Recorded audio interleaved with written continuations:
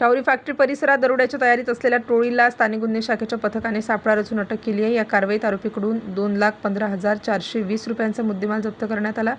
Police अधीक्षक मुमक्का सुदर्शन यांच्या आदेशानुसार व स्थानिक गुन्हे शाखेचे पोलीस निरीक्षक किरणकुमार कबाडी यांच्या मार्गदर्शनाखाली पोलीस उपनिरीक्षक संदीप मुरकुटे, पोलीस हवालदार भगवान थोरात, रमीज राजा आत्तार, प्रकाश मांडगे, विशाल तनपुरे व चालक उत्तरेश्वर मारोळे यांच्या पथकाने ही कारवाई केली। दिनांक 18 मे रोजी रात्री राहुरी पोलीस स्टेशन हद्दीत पेट्रोलिंग सुरू असताना गुप्त बातमीदारामार्फत कोलार राहुरी मार्गावर पांढऱ्या रंगाची स्विफ्ट कार संशयास्पदरित्या फिरत असल्याची माहिती पोलिसांना मिळाली।